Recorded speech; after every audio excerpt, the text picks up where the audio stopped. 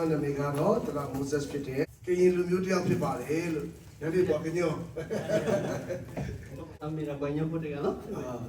ဒါပေမဲ့ကျွန်တော်တို့ကရန်ကုန်မှာမွေးပြီးရန်ကုန်မှာကြီးတဲ့အခါမှာကရင်စကားကိုတော်တော်အားနေတာဖြစ်တယ် ဘယ်လိုလုပ်လို့ဘာလဲဝေပူလို့ဝေကိုကိုနေတော့တဲ့ပိုင်းတော့ဘာလို့ပါ သူများတွေကရင်လိုပြောပြီးကရင်လိုသချင်းဆိုရင်အရင်လှုပ်ရှင်တယ် ဘာကတော့ပတ်တဲ့ပိုင်းကလောတောက်တဲ့ပိုင်းအတတဝနေဝဲတော့တဝဲတို့မှာ ဒါပေမဲ့နော်ဘုရားကအဲ့ဒီစကားကိုမပေးတဲ့အခါမှာကျွန်တော်စူးစမ်းသိပြီးမှအမြဲတမ်းမေ့တာဖြစ်တယ်လို့ ဥကစမလို့ပတ်စတဲ့နာကိတော့အဝဲတူနေတနေရပါနော် ကျွန်တော်အဖေကပသိမ်ဘက်ကအိုးကရင်ဖြစ်တယ် အဝဲအဖာနေမျိုးတာကမူတီပတဲ့တပါနေ ကျွန်တော်ရဲ့အမိုးကကြတော့တန်တောင်ဘက်ကဘွဲကရင်ဖြစ်တယ် အဝဲအမိုးနေမျိုးတာပါညိုဘလို့တန်တော့ကြီးပါဘောနော်ဝဲကညို ဆိုတော့စကားမတူတဲ့အခါမှာသူတို့ကအိမ်မှာအင်္ဂလိပ်လိုပဲစကားပြောတယ်အဖေနဲ့မေက ဝါအဝဲဒီတော့ဘုရားကဒီကဘလတက်တော့လက်ရှိနေဝဲတူရပါအဝဲလို့ကလောဝါကတော့တယ် ဆိုတော့ကျွန်တော်တို့ကအဲ့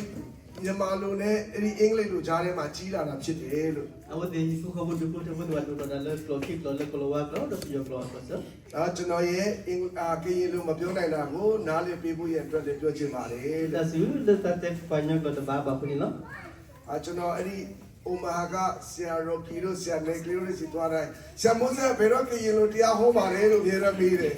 မင်းလည်းပိုင်းတော့တော့မနော်တတိမတော့ဘူးလားအဲ့ဒီတည်းကဟောတဲ့တော့ပိုင်းတော့စီလေမတိကော ကျွန်တော်ပြောပါတယ်ကျွန်တော်စူးစမ်းနေတယ်လို့ အဲ့ဒုလက်စကစားတော့ ကျွန်တော်ကအသက်16နှစ်မပြည့်ခင်မှာကျွန်တော်မလေးရှားကိုရောက်တာဖြစ်တယ် ဒီကလာတန်ကိုစီပေါ်နေမှာဆွေးတယ်နိလေလက်စလကောမလေးရှား မလေးရှားမှာကျွန်တော်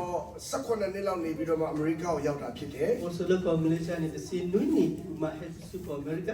ကျွန်တော်ရဲ့တကယ်ကရင်လူမျိုးတွေနဲ့ကျွန်တော်နေဘူးတာအမေရိကရောက်မှဖြစ်တယ် ဟဲ့ဘာလို့ပိုင်းတော့ကအဒီကိလကောအမေရိကဘူးလို့ဆိုရဲ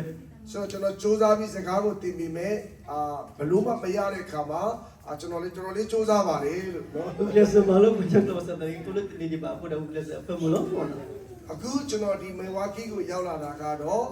လာမယ့်မန်ဒေးမှာကျွန်တော်တို့မလေးရှားကိုသွားမှာဖြစ်တယ် awe hejile ko mewa ki be ni su mnya mutini mandini awe kele ko da su awe ko Malaysia မလေးရှားမှာကျွန်တော်တို့ပထမဦးဆုံးချိန်ကရင်လူမျိုးတွေရဲ့အေဝံဂေလိနဲ့နှုတ်ထားမှုကိုကျွန်တော်တို့သွားမှာဖြစ်တယ် ta awe kele ko Malaysia ki ni mina le bo ba nya ko ta mu thoye tho bo ta ku so da awe kha ကျွန်တော်တို့ဒီမလေးရှားတို့ထိုင်းကနေအမေရိကကိုရောက်လာတဲ့သူတွေတော်တော်များများကထိုင်းမှာပဲပြန်ပြီးအေဝံဂေလိလုပ်ကြတာများတယ် ar ke wala Malaysia le ma thoye tu pa ni ki ma ta ku so su ko yu ko pa ma na မလေးရှားကိုအားလုံးကကြော်သွားတယ် le de le we le ko Malaysia wala မလေးရှားမှာလည်းကျွန်တော်တို့ကရင်လူမျိုးတွေအများကြီးရှိတာဖြစ်တယ် Malaysia de we ba nya ko se pa ama အဲ့မှာသူတို့ရဲ့အသက်တာမှာလွတ်မြောက်ခြင်းနဲ့ထာဝရသက်ကိုရဖို့ရအတွက်ဘုရားကနိုးစော်တဲ့အခါမှာ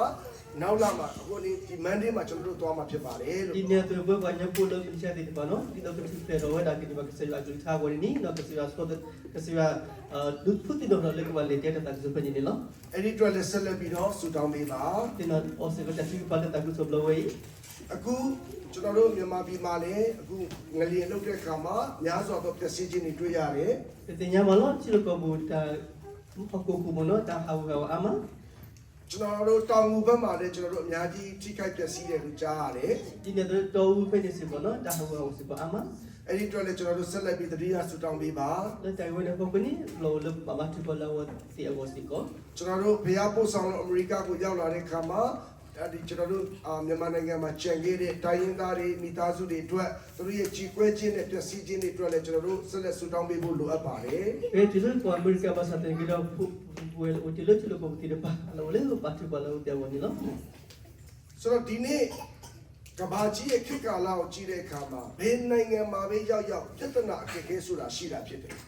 we ba lo so so da ke ni no o ta lo pe le ni ta ha ta ba do ba ti te pa we ama ကျွန်တော်တို့မြန်မာပြည်မှာနေခဲ့တော့လည်းအခက်အခဲပြဿနာတွေအများကြီးရှိတယ် o ti lo ko bi se ba ni ta ko ta ke we ama ကျွန်တော်ထိုင်းမှာနေတော့လည်းအခက်အခဲပြဿနာတွေအများကြီးရှိတယ် di ne to lo o lo yu ko se ko ka ni ta ko ta ke ba le ko lo we ama ko တော့ကမ္ဘာအကောင်းဆုံးနိုင်ငံလို့ပြောတဲ့အမေရိကရောက်တဲ့အခါမှာလည်းသူ့အခက်အခဲနဲ့သူ့ပြဿနာရှိတာဖြစ်တယ် di ne to lo so mo lo ko America me da ti ko la ki to de be lo sa ta ne ke lo aklo na da ni ta ko ko si ko ni we lo ကျွန်တော်တို့ကျန်းစာကိုပြန်ကြည့်တဲ့အခါမှာဒီခေတ်ကာလကအဆိုးဆုံးရဲ့ အဆုံးပိုင်းကိုရောက်နေတယ်ဆိုတော့ကျွန်တော်မြင်တွေ့ရတယ် Minggu kali saya kelihatan bunyi susah tak kira mana dah kau tak kira asal betul le agak budoli. နိုင်ငံရေးမှာအရင်ရှုပ်ထွေးတယ် Ciri kau tu semakin ni dah berbawa rumah. ကျွန်တော်တို့စီးပွားရေးမှာအရင်ရှုပ်ထွေးတယ် Lemu kalau kau sih kau tak kira dah dibu sebelah bawa aman. တော့ချမ်းမရေးလို့ပြောရင်လည်းဘာယောဂမှမသိဘူးယောဂတွေအများကြီးနဲ့တော့ကျွန်တော်တို့စိုးရိမ်နေရတာဖြစ်တယ် Itu le tahu sulit dah pasti kau ni tinya bawa le tak sudah sakit bah help perlu agak lagi mana. တော့ကျွန်တော်တို့နော်ဒီယုံကြည်သူတွေရဲ့ဝိညာဉ်ရေးရနဲ့အသင်းတော်ဆိုရင်လည်းအရင်ရှုပ်ထွေးတာဖြစ်တယ် Tinya tu ni le bawa dapat sukin nak kita putih apa apulit asal tak nanti pada tak ibu setelah bawa aman sih kau ni lo mau. ဒီခေတ်ကာလမှာအသင်းတော်ကွဲတာဆိုတာမထူးဆန်းတော့ဘူးဖြစ်တယ် Ibu kalau betul ki mana dah popular pergi di mana Allah pani di bidang le kalau gua kemarin kali bah tak tadi ni ဆိုတော့နေရာတိုင်းမှာအဲ့ဒီအရာကိုကြုံတွေ့ရတာဖြစ်တယ် kecil kalau di tadi dia kecil mana kalau aman ကျွန်တော်တို့လည်းဘုရားကျောင်းတော်တော်များများတွားရင်တတိထားပြီးတွားရတယ် le tahu putih di pani ada kini bapa tu buat ada mana tak gua ni တချို့ဘုရားကျောင်းကလူတော့များတယ်ဒါပေမဲ့ဟာလေလုယာဟောလို့မရဘူးနော် tenau bela terus tenau ni apa nunggu dulu Allah pasal tenau kita betul tak itu lah haleluya ni bu Allah ke soba တချို့နေရာတွေမှာတာဆောစီကျောင်းပြောလို့မရဘူးဖြစ်တယ် kalau tenau ni betul tak sesuai kita ni apa အဲ့တော့တရားဟောတာတော်တော်သတိထားရတယ် di telur tak kena bapa tu buat ada mana ဘာကိုပြောပြချင်တာလဲဆိုတော့ခေတ်ကာလကစိုးရွားတဲ့ဘက်ကိုတဖြည်းဖြည်းသွားနေပြီဖြစ်တယ် Edo papa ro ta dile ni head kho su awe su su betul le to su su le ata kiba su no ကျွန်တော်တို့သတင်းကိုကြည့်လိုက်တဲ့အခါမှာကောင်းတဲ့သတင်းနဲ့ဆိုးတဲ့သတင်းကိုကျွန်တော်တို့အများနဲ့ကြားနေရတာဖြစ်တယ် Pele ko ka ta su de ta su amu no ta su le ata mu ne ta su ata mu ma ti pa ni aw na ni no တော့ကျွန်တော်တို့ဒီနေ့အလုပ်ရှိလို့အိမ်ရှိလို့ကားရှိလို့ကျွန်တော်တို့ဝမ်းမမြောက်နိုင်ဘူးအလုပ်ကဘယ်လောက်ကြာရှိနေလဲဆိုတော့ကျွန်တော်တို့မသိဘူးဖြစ်တယ် e ko pa ni ko la pu do phi ko pu do to lu sa ta na ke do mi patama ko o lo su ko so do ha ni ko pa yo da mo si ko ကျွန်တော်တို့သိတဲ့ညီလေးတယောက်ဆိုရင်သူဥပါမောင်းနဲ့၄၅နှစ်လောက်ရှိပြီအရင်အဆင်ပြေတယ် awe betara no sa ti nya wa da pa at ko pu ga no da ka mo no pa sa ta na ki ni le ni li mo pa sa ta na ki ni ta ba ju si ko lo မထင်မဲ့ပဲနဲ့ဥပါကနေပြီးတော့သူ့ရဲ့မောင်းတဲ့အရာကိုပိတ်ပလိုက်တယ် violation ဖြစ်တယ်လို့ပြောတယ် le ta tepat tu pada belum panu orang umur dengan di mana awe sini no awe dah kalah bang kita di mana ni တော့ violation ဖြစ်တယ်ဆိုတာလွန်ခဲ့တဲ့3နှစ်လောက်ကဆိုသူလည်းမမှတ်မိတော့ဖြစ်တယ် kalau le buku tanya punya awe bata ke dah ta elu sekian pun kamu no tak kata nak pun kamu dah awe tak kuda kita kami ke mahu di belakang awe jadi no dah alas sih kawan ပြောချင်တာကသူလုံနေတဲ့အလုပ်ကိုအကောင်းဆုံးလုပ်ပြီးမဲ့မထင်မဲ့ပဲပြဿနာဆိုတာရောက်လာတာဖြစ်တယ် ada dia kau jadi le tak dapat tu pada babu ini bak le ko we ta ko da ke bulla bu ni sani maka ma da pu da ka bu ni ta sani to bu ni ta ke ku da ga ta ka ma ku na we pu ba le na ta se mo no ta ko ke bu to pe ni နော်ဒါကြောင့်ဒီကာလမှာဘယ်အရာမှကျွန်တော်တို့ကအတီးယူလို့မရဘူးဖြစ်တယ် aku da dalam so ke ni pe hi ta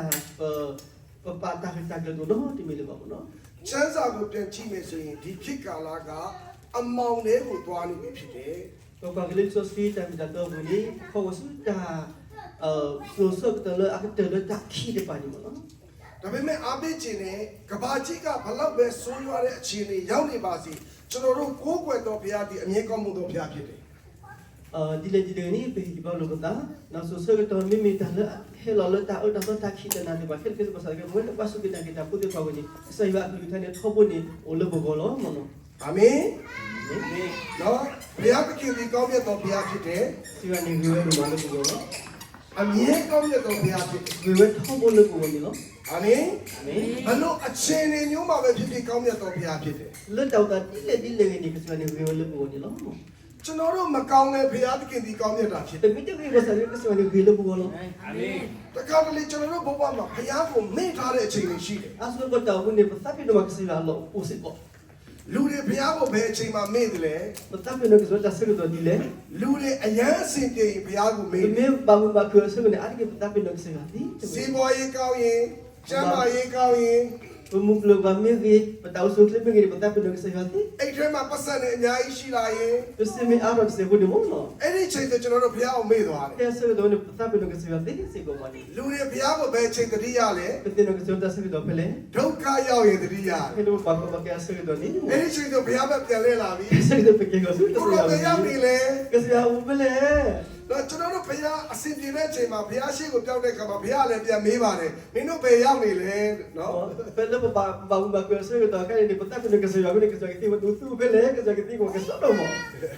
နော်ဆိုတော့မှတ်ထားပါဘလုံးအခြေအနေမျိုးမှာပဲဖြစ်ဖြစ်ဘုရားပြည်တည်ကောင်းမြတ်တာဖြစ်တယ် Dile ni dah sekedar ni dah jadi kesehatan ni. Kui wede ko thobulo.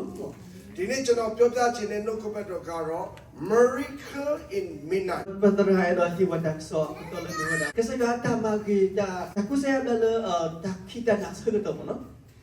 ဆိုတော့ midnight ဆိုတဲ့အချိန်မှာလူတွေကအိမ်မောကြနေပြီအပြည့်ထွက်ဖို့ကြောက်တယ်မောင်လုံးနေဆိုပြီးလူတွေစိုးရိမ်တဲ့အချိန်မှာဘုရားရဲ့ miracle ဆိုတဲ့နမိတ်လက္ခဏာကရောက်လာတာဖြစ်တယ်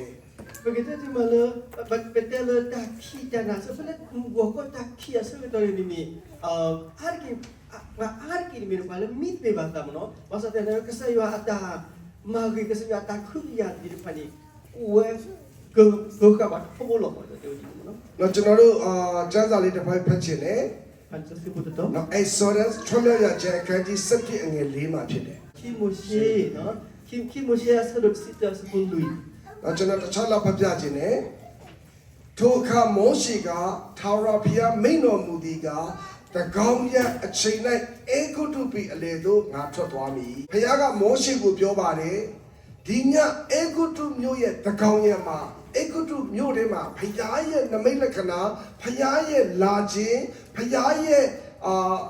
ပြုတ်မဲ့နမိတ်လက္ခဏာကိုမြင်တွေ့ရမှာဖြစ်တယ်ဣသရေလလူမျိုးတွေကနှစ်ပေါင်း400ကျော်အေဂုတုမှာဂျုံခံရတယ် Petinya mula ko isu na putin pani pakai gula ko aku betul ni lebih ya. သူတို့ရဲ့ခက်ခဲပြီးငိုကြွေးတဲ့အတန်ကိုဘုရားကကောင်းကင်ဘုံကနေကြားတာဖြစ်တယ် Hela awat pakai gula ko aku betul ni lebih ya tu ni ata baku ata kota yang dia bagi kesiwan aku dah di lo. ။အဲ့ဒါနဲ့မောရှိကိုရေကောက်ပြီးတော့မှအေဂုတုလူမျိုးတွေကိုဂျုံဘဝကနေလွတ်မြောက်ဖို့ရန်အတွက်ဘုရားကအလုံးလုပ်တာဖြစ်တယ် Pen ni kesiwan aku dah semua shela ke mak tu dah kau di lo. ။အဲ့ဒီနောက်ဆုံးသောနမိတ်လက္ခဏာမှာတော့သူကညတ်တကောင်မှာဘုရားကသူ့ရဲ့နမိတ်လက္ခဏာသူ့ရဲ့ miracle ကိုသူလုပ်တာဖြစ်တယ် Hela kesiwan mau dah talon lah di depan le aku ter kala ni wada puwe ko dah mati ko di mana. ။ဒါကြောင့်ကျွန်တော်တို့ဘဝမှာလောကကြီးကဘလောက်ပဲမောင်နေပါစေမစိုးရိမ်ပါနဲ့ဘုရားရဲ့နမိတ်လက္ခဏာလာတော့မှာဖြစ်တယ် Aku tak tahu hoku ni kita nak takut ada kami tu buat hete bahasa tanah kita kesaya agama ke masuk ni ke hetu balon ini pentingnya bau dah ni lo. ။ဘလောက်ပဲလောကကြီးမှာစိုးတဲ့သတင်းကြားနေပါစေတင်းဒီဘုရားရဲ့လက်တော်ထဲမှာကွယ်ကာမဆာခြင်းကိုခံစားရမှာဖြစ်တယ် Takut ada kami hete bahasa kesaya asu di sila aku dia panjang kuat hoku lo. ။လောကကြီးမှာကောင်းတဲ့သတင်းမကြားရပေမဲ့ဘုရားစီမှာကောင်းတဲ့သတင်းတွေသင်အတွက်ကြားရမှာဖြစ်တယ် Hoku tak betul tak kesolah mula bukan pintu bahasa kesaya tak kesolah mula bukan ni hoku betul apa tadi lo. ။အဲ့ဒီဣသရေလလူမျိုးတွေကိုဘုရားကကွယ်ကာပြီးတော့အေဂုတုပြည်မှာဖြတ်စည်းတဲ့အခါမှာဘုရားကဣသရေလလူမျိုးတွေကိုတရားမှမထိခိုက်စေဘူး Hello kesaya mata lo lalu ko aku juga ko sebetul le tamati ke aku tin bahasa betul ini ko wah isu dah putih pani tak awet tetap ada balik tu lo tinggi balik lo. ။အဲ့ဒီထွန်းမြောက်ရခြင်းအခန်းကြီး7အငယ်9မှာဒီလိုရေးတာဖြစ်တယ် Hello kimushi aso disita aso pun nui ni siwe buat. ။ဒါကျွန်တော်ဗမာလိုရေးဖတ်ပြမယ်။တို့ရွာတွေဘုရားသခင်သည်အေဂုတုလူတို့နဲ့ဣသရေလလူတို့ကိုခြားနာစေတော်မူကြောင်းကိုသင်တို့သိစေခြင်းကဣသရေလလူတစ်စုံတစ်ယောက်ကိုများခွေးတစ်ကောင်များမဟိယဟုမိန်တော်မူ၏။ဆိုအဲ့မှာဘုရားဘာပြောလဲဆိုတော့အဲ့ဒီအေဂုတုလူတွေနဲ့ဣသရေလလူမျိုးတွေကိုတဲ့အိမ်ညမှာဘုရားခွဲခြားရမယ် Pesa kita ni kesaya ni mata lo lalu palo sora buat isu lah pura buat aku tu putih bah. ။အဲ့ဒီဘုရားရွေးကောက်တဲ့ကယ်နှုတ်တဲ့ဣသရေလလူမျိုးတွေကိုတဲ့ဒုက္ခရောက်ဖို့မပြောနေတဲ့ခွေးတော်မဟောင်ရဘူးတဲ့သူတို့ Pemikwa ke kesaya mata lo lalu tele ni pela ko awet kesaya mata lo lalu pena aso ko tu bako pakai aso tu ni buat isu lah putih buat tele ko bako pakai ni kita cuma temu orang ada weda. ဖယားကသူ့ရဲ့လူမျိုးလို့ပြောရင်ဖယားကသူ့ရဲ့လက်တော်ထဲမှာကွယ်ကာတာဖြစ်တယ် Kasi wa pa ke le mis pesida sini ni. Kasi wa ke hu ya le adi si thobol. အဲ့ဒီညမှာအေဂုတုပြည်မှာတာဦးဆိုတဲ့နော်ကလေးတွေကိုဖြည့်ဆည်းခြင်းကိုအများကြီးတွေ့ရတယ် Peso se to when asal to pe ni. Pela ba ku jo ni tamati ma go ku we da kasi mati ko da pu wa ku te pa. Ama ba sa do. ဒါပေမဲ့ဣသရေလလူမျိုးတွေကိုတော့တယောက်မှမထိခိုက်စေဘူးဖြစ်တယ် Pasal de ko isi da pu pa isa pu te pe ta ka ma ta ba do ba chi ba. ဒါကြောင့်မှတ်ထားပါလောကကြီးမှာအခြေအနေဘလောက်ဆိုးနေပါစေသင်ဟာဖယားသားသမီးဖြစ်တယ်ဆိုရင် Ho ko yi ni ko ke thile pasal de pasal pe mi ke sa wa pu no ni. ဖယားရဲ့ကွယ်ကာမဆာခြင်းကသင်စီမှာအမြဲတမ်းရှိတာ Kasi wa ta ke hu ya do de bo ni ko da thobol. သင်မမြင်တဲ့အချိန်မှာဖယားကသင်ကိုကွယ်ကာမဆာပေးတာဖြစ်တယ် Da na pe ti ba da le kasi wa hu ya ba lo. သင်ကိုမထိခိုက်နိုင်အောင်ဖယားကကွယ်ကာမဆာထားတာဖြစ်တယ် Da na ka ba do ba chi ba de kasi wa control do de ba thobol. ဘလောက်ပဲစွန့်ကြတဲ့အခြေအနေတွေ့ပါစေဖယားကသင်ကိုထွေးပွေ့ထားတာဖြစ်တယ် Da ba yu ba bo mi wo thele pasal kasi wa hu bi ya bo ba thobol da ni lo. ဟာလေလုယာ အာမင် ဘုရားသခင်ဒီသင်ကိုအစဉ်ကွယ်ကာမဆာတော်ဖယားဖြစ်တယ် Kasi wa ni thobol do thobol ni hu bi ya bo ba do hu bi ya ba ni lo. ဒါကြောင့်လောကကြီးကဘလောက်ပဲအမောင်ကပါစိုးရင်စရာဖြစ်နေပါစေသင်ဟာဖယားနဲ့အတူရှိရင်အမြဲတမ်းလုံခြုံနေတာဖြစ်တယ် Ho ko mi ko ke ko ta ko da ke mo thele thele pasal ta na ki do. Pe mi ko le kasi wa pu ni thobol ni kasi wa hu bi ya bo ba ni lo. အာမင် အာမင် ဒါကြောင့်မို့လို့သင်ရဲ့အသက်တာဖယားနဲ့အတူရှိဖို့အရေးကြီးတယ် Ari no ba ta win ba wo le kasi wa pu ni lo. Amen. အာမင် လူတွေကအမေရိကရောက်လာပြီးငါတို့လှုပ်ချင်တာလှုပ်လို့ရတယ်လို့လူတွေစဉ်းစားတယ် Aslo ba de pe tu le ko America de pe tu le ko America pe do ma di do pata. ဖယားကြောင်းလည်းမလာဘူး Pe te le ti le terus mo lo ma. ဖယားလည်းစုမတောင်းဘူး Pe te ba chi ba a le ba. တော့ကျွန်တော်တို့နှုတ်ကပတ်တော်လည်းကျမ်းစာလည်းမဖတ်ချင်ဘူး Pe te pa li so si a le si ko la. ဒါပေမဲ့ပြဿနာဖြစ်လာရင်ခရစ်ယာန်တွေကဘာလုပ်လဲဆိုတော့ဖယားတကယ်ရှိရင်ကွယ်ကာမဆာမှာဘောလို့ကျွန်တော်တို့ကပြောတာဖြစ်တယ် Aslo le ko ba ke putih pa ko pe te pa li se pe te le terus ba sa ta ke pe ba ko ba ke sa ko ni. Pe ba ko ni ke si wa ke ba do ba lo na. Ba so mo di ni. ဖယားသားသမီးဖြစ်ရင်ဖယားနဲ့အတူရှိဖို့အရေးကြီးတယ် Pe pe mi ke sa wa pu ni. Allo le ba o do sa yo ni lo. ဘလို့အချင်းတွေမျိုးမှာပဲဖြစ်ဖြစ်သူဖယားဒီကွယ်ကာမဆာတော်ဖယားဖြစ်တယ် Di da sa do ite ni le ba sa ta na ki ni ke si wa hu bi ya ba ni mi ke so do lo. ကျွန်တော်တို့ဒီဓမ္မသစ်ကိုပြန်ကြည့်တဲ့အခါမှာ Pe mi ka le ke si wa lu tha le a to pro ku ni. ပေါလုနဲ့သီလာကဧဝံဂေလိသွားပြီးဝင်ကြတယ် So Paulo so sila phela le ta ku so so do ni. ဖယားရွေးကောက်ပြီးဖယားခိုင်းတဲ့အတိုင်းပဲသူတို့အမှုတော်ဆောင်တာဖြစ်တယ် Di ke sia hu tho do ke sia mo to ni ma ta ku so ma wa ta ku so ni lo. တနေရာပြီးတနေရာသွားပြီးဧဝံဂေလိပြောတာဖြစ်တယ် Le su ta do pa do te ta ku so ni lo. အဲ့ဒီဧဝံဂေလိပြောလို့ဆိုပြီးတော့မှယောမစစ်သားတွေကဖမ်းပြီးတော့ပေါလုနဲ့သီလာကိုထောင်ထဲထည့်ပလိုက်တယ် Koplo le amana ta ku so hu ni na pa ro me te pu te po do thunus awe ko bu ni lo. ဖယားအမှုတော်ဆောင်လို့ဧဝံဂေလိပြောလို့ဆိုပြီးထောင်ထဲရောက်သွားတယ် Te ta ku so ko no pa tu su ko bu ni lo. လူတွေကပြောကြမယ်ဗမာလည်းမင်းတို့ဖယားမကွယ်ကာဘူးလားဗမာလည်းမင်းတို့ဖယားမမဆဘူးလားလို့လူတွေကကဲ့ရဲ့ကြတယ် Ta ti ba ko do ta na ta ki ti ko dan tu ke sia ta masa tu ya te ku ya tu ya ta ma ku tu ya ta ti ba do wa ni ni si. ပေါလုနဲ့သီလာကထောင်ထဲရောက်သွားပြီးတော့အနိစ္စခံရရတယ်သူတို့ကဘုရားကိုယုံကြည်တာဖြစ်တယ် So Paulo so sila no le ku bu mi ba ko ba ke mi ta ma de ma lo sa ta na ke do ta bu do ba no ke sa wa ta ku do ke sa ni te pa pu tu no do ma သူတို့ရိုင်းနဲ့ခံရတယ်နှိစ္စခံရတယ်ညှင်းဆက်ခံရတယ်ထောင်ထဲကိုသူတို့ကိုထည့်လိုက်တယ် ta do ta to ta ma sa ma ba yo a ma thu le ku bu da le ဒါပေမဲ့ပေါလုနဲ့သီလာကယုံကြည်ခြင်းမပြတ်သွားဘူးဖြစ်တယ် pe nya so ke so Paulo so sila ni ata su ta na te lo sra wa no se ba ke sa bu ba ရှိလိုက်ရင်အခြေအနေကအဆိုးရွားဆုံးဖြစ်ပါတယ် ni ba wa ta wa ta ni mi ta ta ko ke we to wa do ma ni lo သူတို့ရဲ့ခံစားနေတဲ့အရာကအဆိုးရွားဆုံးဖြစ်ပါတယ် ata ti wa ni mi ta ti wa da na ta pho do ma lo ဒါပေမဲ့သူတို့ယုံကြည်တဲ့ဘုရားကိုသူတို့မစွန့်လို့ဘူးဖြစ်တယ် Pasal kala dan nalang sa pu ni pa tu we te su we no blo ba. အခြေအနေမကောင်းတဲ့ခက်ခဲတဲ့ကြားထဲမှာပေါလုနဲ့သီလာကဘုရားကိုထားချီးမွမ်းတယ် Pela ta sa do ko ken na po so da ni we sa do si to bro ke sa ya ti we da ni lo. သူတို့စပြီးတော့ချီးမွမ်းတဲ့အချိန်မှာသူတို့ချီးမွမ်းတဲ့နေရာမှာမြေကြီးတွေတုန်လှုပ်လာတယ် Pela si to bro ke sa ya sa do ni ho ko khu we da ni. ပြီးထောင်တကားတွေပွင့်လာတာဖြစ်တယ် Buat trade ban order si kuata. ဒီနေ့ကျွန်တော်တို့ရဲ့အသက်တာတွေမှာဘလို့အခြေအနေမျိုးဖြစ်နေပါစေဘုရားကိုချီးမွမ်းတတ်တော်သူဖြစ်ဖို့အရေးကြီးတယ် Ini tu bawa bertamu busi ko takut dah kaya tapi pemimpin pasal dah ini bahasa tanah kita takut dah kaya muni bahasa tanah kita. Allah lu pasti tak berkesan sih kau ni lo.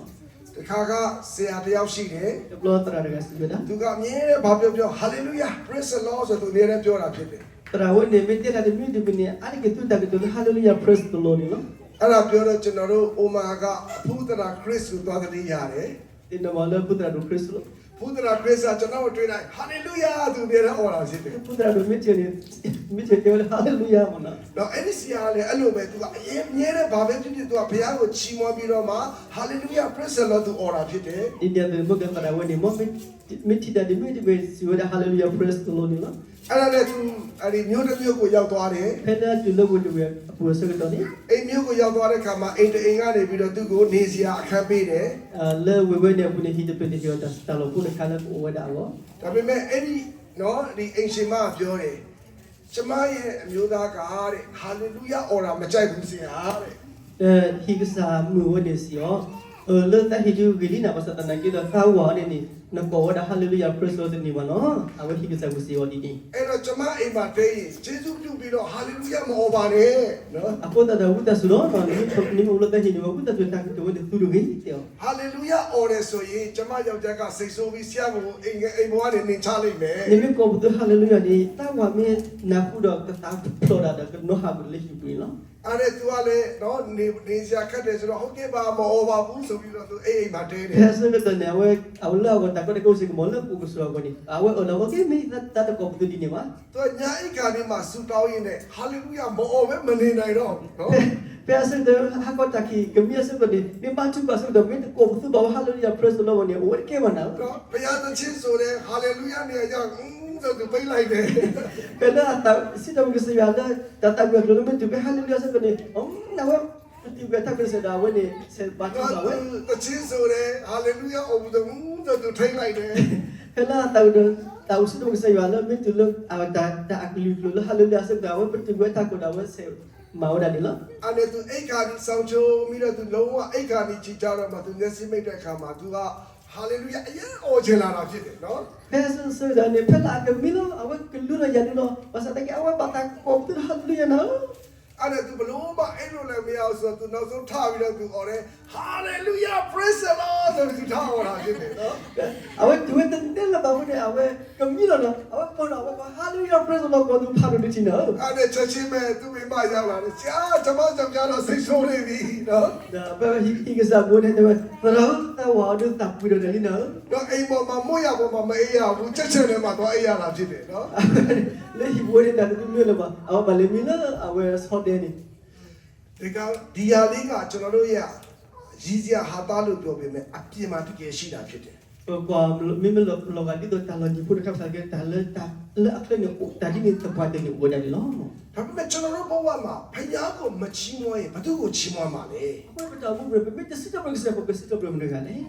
ဖယားရဲ့ကောင်းမြတ်ခြင်းကိုမပြောရင်ဘသူရဲ့ကောင်းမြတ်ခြင်းကိုပြောရမှာ Mesti dia kesal ada ke punya begitu mendengar ada kita wale. ဖယားသခင်ရဲ့ကွယ်ကမဆာခြင်းကျေးဇူးတော်ကိုမချီးမွမ်းရင်ချီးမွမ်းစရာအကြောင်းတစ်ခုမှမရှိဘူးဖြစ်တယ် Kesal ada magi masuk gua gua mesti siapa belum dah lega kau di menule. ဒါကြောင့်ချစ်တော်ညီကိုမောင်နှမတွေဘလို့အချင်းမျိုးမှပဲဖြစ်ကျွန်တော်တို့ရဲ့တက်တာတွေမှာချီးမွမ်းခြင်းနဲ့အသက်ရှင်ဖို့အရေးကြီးတယ် Letak ba mubah buat terasa mati. Le tahu bunyi. Teh juga pas siapa kesal ni lama. ကျွန်တော်တို့ရဲ့စိတ်ခံစားချက်တွေကောင်းသည်ဖြစ်စေမကောင်းသည်ဖြစ်စေဘုရားကိုချီးမွမ်းတတ်တော်သူဖြစ်ဖို့အရေးကြီးတယ် Lepas tahu bunyi betul tu ba me wati dia pasal tanah ke dia mungi poni Allah lepas siapa kesal ni lama. ကျွန်တော်တို့အိတ်ကတ်ထဲမှာပတ်စံရှိသည်ဖြစ်စေမရှိသည်ဖြစ်စေဘုရားကိုချီးမွမ်းတတ်တော်သူဖြစ်ဖို့အရေးကြီးတယ် Kalau bersih omongi tu bagi Allah lepas siapa kesal ni lama.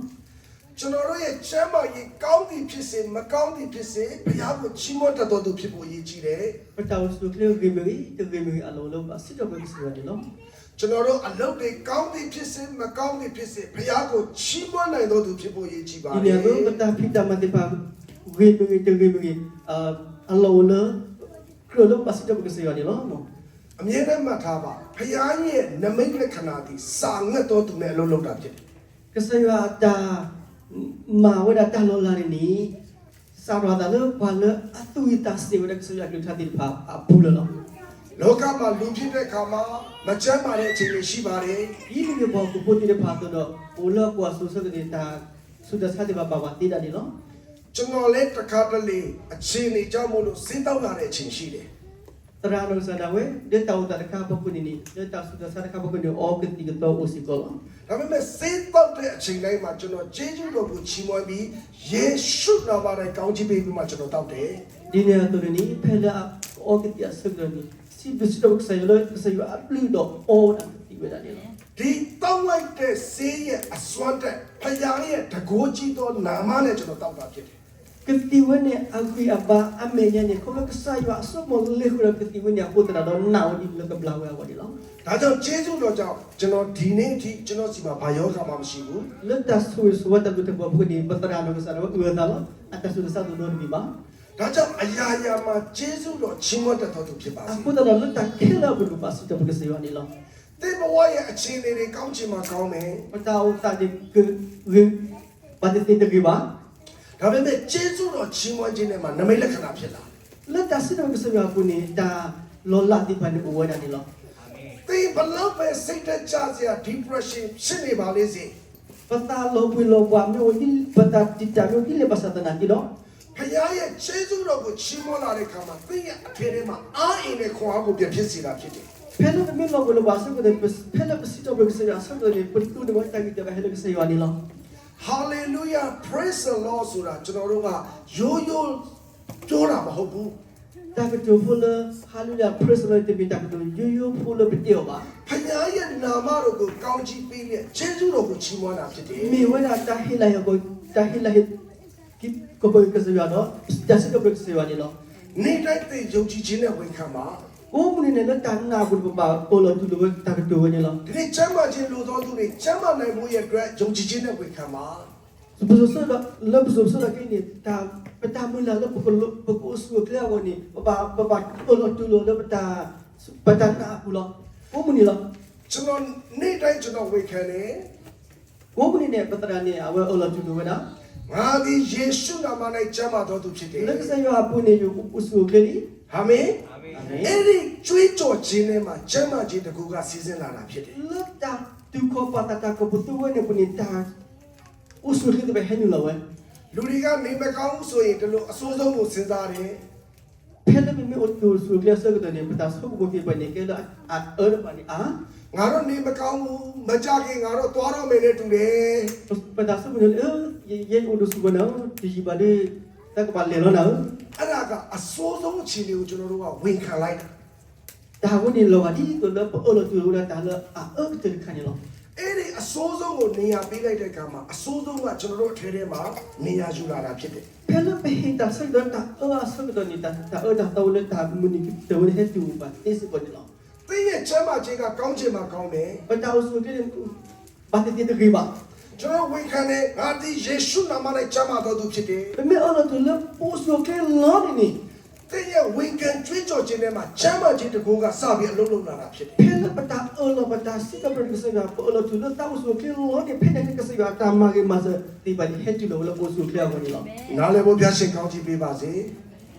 နည်းနည်းလေးဝန်ခံရအောင် pa ke olo tu lo ko we ငါဒီယေရှုနာမနဲ့ကျမ်းမာတော်သူဖြစ်တယ် le sa su ke po ne po su ke ni တော့ငါကြွေးကြော်ရအောင်